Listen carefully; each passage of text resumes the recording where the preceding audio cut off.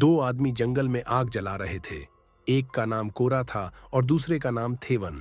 कोरा को जंगल में कुछ अजीब महसूस हुआ। उसने थेवन से कहा, यहाँ कुछ तो है, आग बुझने मत देना, क्योंकि आज नदी पार करना मुश्किल है। सुबह जब थेवन की आंख खुली तो उसने देखा कि कोरा वहां नहीं था। उसने कोरा को ढूंढना शुरू किया। थोड़ी देर बाद उसने देखा कि कोरा एक पेड़ के सामने खड़ा था और पेड़ को बहुत ध्यान से देख रहा था। थेवन उसके पास गया और पूछा, तुम यहाँ क्या कर रहे हो और तुम्हें क्या हुआ है? थेवन भी पेड़ को देखने लगा। तभी पेड़ के पीछे से एक याक्षी प्रकट हुई और उसने कोरा को अपने वश में कर लिया। थेवन डर कर वहां से भाग गया। याक्षी ने कोरा को अपने वश में लेकर मार डाला। थेवन जंगल में भटकते भटकते एक सुनसान हवेली के पास पहुंचा। वहां उसने एक नारियल रखा हुआ देखा और उसे उठाकर खाने लगा। तभी झोपड़ी के अंदर बैठे एक आदमी ने पूछा, तुम कौन हो? थेवन ने जवाब दिया, मैं थेवन हूं, नदी पार नहीं कर पाया तो भटकते हुए यहां तक आ गया। मुझे बहुत भूख लगी थी, इसलिए नारियल उठाकर खाने लगा। आदमी ने पूछा, अभी कौन सा मौसम चल रहा है? थेवन ने जवाब दिया, फसल कट चुकी है और वर्षा ऋतु आरंभ हो गई है। आदमी ने कहा, नदी एक काल चक्र की तरह है, इसकी धारा बहुत तेज है, इसे पार करना आसान नहीं है। तभी हवेली से आवाज आई, कौन है? और एक व्यक्ति बाहर आया। उसका नाम कोडुमन पुट्टी था। उसने थेवन से पूछा, तुम कौन हो और यहाँ कैसे आना हुआ? थेवन ने अपने बारे में बताया, मैं पांडन हूँ। पांडन मतलब दरबारी गायक। सुबह महाराज को जगाने के लिए गाना गाता हूँ। जब युद्ध शुरू हुआ तो जान बचाकर भाग निकला, सोचा नदी के पास सुरक्षित रहूंगा। कोडुमन पुट्टी ने कहा, तो तुम पुमानी गायक के वंशज होगे? थेवन ने कहा, जी हाँ। पुट्टी ने थेवन से गाना सुनाने को कहा। थेवन ने गाना सुनाया। गाने के बाद पुट्टी ने कहा, तुम्हारा आगमन और गाना दोनों पसंद आया, तुम भोजन के लिए रुक जाओ। थेवन ने कहा, कुछ दिनों से मैंने कुछ नहीं खाया है। पुट्टी ने कहा, हम जानते हैं तुम यहाँ रह सकते हो, लेकिन जब मैं तुम्हें गाने को कहूं तो गाना गाना होगा। थेवन ने कहा, पर मुझे जाना होगा। पुट्टी ने कहा, सहायता को अस्वीकार करना अभद्रता कहलाती है। जब मैं कुछ चाहता हूं तो कोई भी मना नहीं करता। इसके बाद पुट्टी ने रसोइये से कहा, इसे समझा दो। रसोइया थेवन को हवेली के अंदर ले गया और उसका कमरा दिखाया। उसने कहा, यह हवेली 6 पीढ़ियों पहले पुट्टी के पूर्वजों ने बनवाई थी।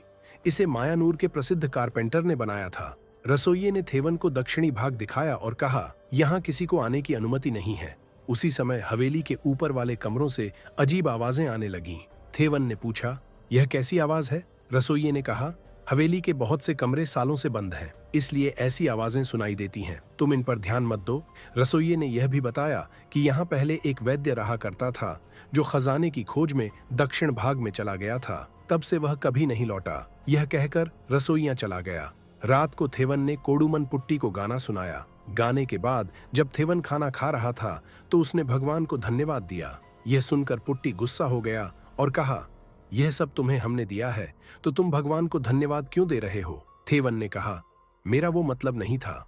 रात में जब थेवन बाहर शौच के लिए गया तो उसने देखा कि वहां बहुत सारी लाशें दफनाई गई थीं। डरकर वह हवेली में वापस आ गया। जब वह पानी पी रहा था तो ऊपर से फिर से अजीब आवाजें सुनाई दी। थेवन आवाज की दिशा में ऊपर गया। उसने देखा कि एक व्यक्ति जंजीर से बंधा हुआ है और उसे खाना दिया गया है। थेवन डर के मारे तुरंत वहां से भाग आया। सुबह थेवन सोकर उठता है और देखता है कि कोडुमन पुट्टी चौसर खेल रहे हैं। वह उनके पास जाता है। कोडुमन पुट्टी उससे पूछते हैं, क्या तुम्हें यह खेल खेलना आता है? थेवन कहता है, हाँ, मंदिर में मैंने कई बार यह खेल खेला है। कोडुमन पुट्टी उसे अपने साथ खेलने के लिए कहते हैं, लेकिन यह भी कहते हैं, तुम्हें खेलने से पहले दांव पर कुछ लगाना होगा। थेवन कहता है, मेरे पास दांव पर लगाने के लिए कुछ भी नहीं है। कोडुमन पुट्टी जवाब देते हैं, तुम्हारे पास समय है, इस दुनिया में समय ही सबसे बहुमूल्य चीज है। कोडुमन पुट्टी फिर कहते हैं, तुम्हें वैश्य और दुष्टों के बीच बेच दिया गया था। तुम पोनानी जाने वाली नौका से भाग निकले, कई दिनों तक जंगल में भटके और जब नदी पार नहीं कर सके तो यहाँ आ गए। अब मेरे साथ चौसर खेलने जा रहे हो, यह भी समय की नियति है। थेवन यह सब सुनकर चौंक जाता है और कहता है, आप तो सब जानते हैं मालिक। कोडुमन पुट्टी मुस्कुराते हुए कहते हैं, तो क्या तुम्हारा समय दांव पर लगाया जाए? यदि तुम जीत जाते हो तो यहाँ से जा सकते हो, लेकिन यदि हार जाते हो तो तुम्हें पूरी जिंदगी यहीं रहना होगा, मेरे गायक बनकर। थेवन जवाब देता है, मैं नहीं खेल सकता, मुझे यहाँ से जाना होगा। कोडुमन पुट्टी उससे पासा वापस मांगते हैं। थेवन जैसे ही पासा लौटाता है, कोडुमन पुट्टी अपना हाथ हटा लेते हैं और पासा गिर जाता है। वह कहते हैं, पासा तो तुमने चला दिया, अब तुम्हें खेलना होगा। दोनों खेलते हैं, लेकिन कोडुमोन पुट्टी छल से जीत जाते हैं। हार कर थेवन निराश हो जाता है और वहां से चला जाता है। रसोई में रसोइया खाना बना रहा होता है। थेवन वहां आता है। रसोइया उससे कहता है, अब तुम्हें गाने के साथ साथ चौसर भी खेलना होगा। थेवन कहता है, मालिक ने मुझे रहने और खाने दिया, वह बहुत ज्ञानी है। रसोइया जवाब देता है, वह ज्ञानी नहीं बल्कि बहुत दुष्ट और कपटी है। थेवन गुस्से में कहता है, ऐसे मत बोलो मालिक के बारे में, और वहां से चला जाता है। कुछ देर बाद कोडुमोन पुट्टी और थेवन एक साथ खाना खा रहे होते हैं। कोडुमोन पुट्टी कहते हैं, अच्छे से खाना खाओ, तुम दुबले हो गए तो तुम्हारी माँ परू को चिंता होगी। थेवन चौंक कर कहता है, लेकिन मैंने अपनी माँ के बारे में कुछ कहा ही नहीं। कोडुमोन पुट्टी कहते हैं, तुमने कहा तो था कि तुम्हारी माँ राह तक रही है। थेवन कहता है, मुझे यह सब याद नहीं। कोडुमोन पुट्टी उससे पूछते हैं, तुम्हें कोई कष्ट तो नहीं? रसोइये ने कुछ मेरे बारे में कहा? थेवन जवाब देता है, नहीं, ऐसा कुछ नहीं। कोडुमोन पुट्टी फिर कहते हैं, तुम्हारा चेहरा एक आदमी से मिलता है जो पहले यहाँ रहता था। वह रसोइये की बातों में आकर भड़क गया, बहुत चीखने चिल्लाने लगा। जब उसका यह सब ज्यादा होने लगा तो मैंने उसे अपने हाथों से मार डाला। अब वह दक्षिण दिशा में धरती के अंदर सोया है। तभी रसोइया आ जाता है। कोडुमोन पुट्टी उससे कहते हैं, थेवन को और खाना लाकर दो। रसोइया कहता है, रसोई में कुछ भी नहीं बचा है।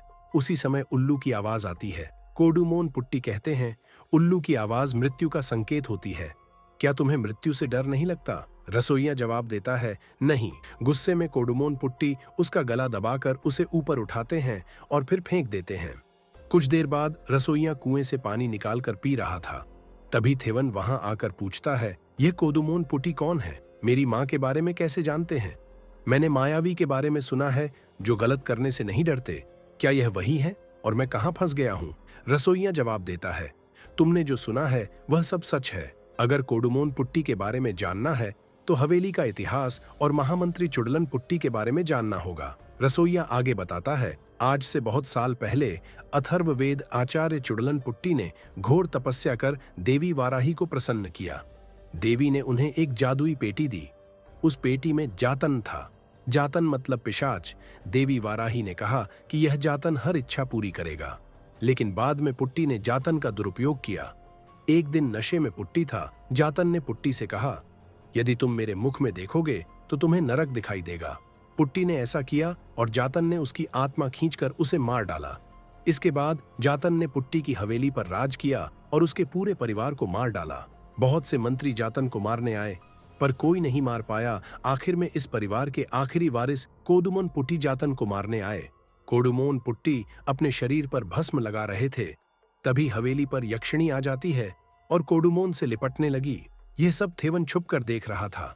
जैसे ही यक्षिणी ने थेवन को देखते हुए उसे देख लिया, थेवन डरकर अपने कमरे में भाग गया। सुबह जब उसकी आंख खुली तो वह रसोइये के पास गया। रसोइया लकड़ियां काट रहा था। थेवन ने उससे कहा, चलो हम दोनों यहां से भाग जाते हैं। यह जगह श्रापित है, यहां रहेंगे तो मर जाएंगे। रसोइये ने जवाब दिया, तुम यहां से चले जाओ, मुझे लकड़ियां काटने दो। थेवन वहां से जाकर अपना सामान समेटने लगा ताकि वह भाग सके। तभी कोडुमोन पुट्टी आ गए। थेवन ने कहा, मेरी माँ के लिए मुझे यहाँ से जाने दीजिए। कोडुमोन पुट्टी ने जवाब दिया, तुम्हें रोका किसने है? तुम जा सकते हो, पर इतनी बारिश में कैसे जाओगे? तभी बारिश होने लगती है। थेवन खाना खा रहा था। तभी कोडुमोन पुट्टी ने कहा, यह बारिश जल्दी रुकने वाली नहीं है। यह एक सप्ताह चले, कुछ महीने चले या कुछ साल चले, कोई नहीं कह सकता। जब नर्तक यहाँ रहता था तब बारिश 3 साल तक नहीं रुकी थी। यह ब्रह्म युग है। ब्रह्म युग में देव पूजन का कोई फल नहीं मिलता। चाहे जितनी शक्ति से भगवान को पुकारो, वे नहीं सुनेंगे। थेवन मायूस होकर बैठ गया। तभी रसोइया उसे तलघर में ले गया और शराब पीने के लिए दी। दोनों ने बातें की। जब थेवन सो रहा था, उसने सपने में जातन को देखा। उसकी नींद खुली तो वह बाहर गया। उसने देखा कि रसोइया गड्ढा खोद रहा था। थेवन को लगा कि उसे मारकर गाड़ने के लिए गड्ढा खोदा जा रहा है। वह डरकर हवेली से बाहर भाग गया।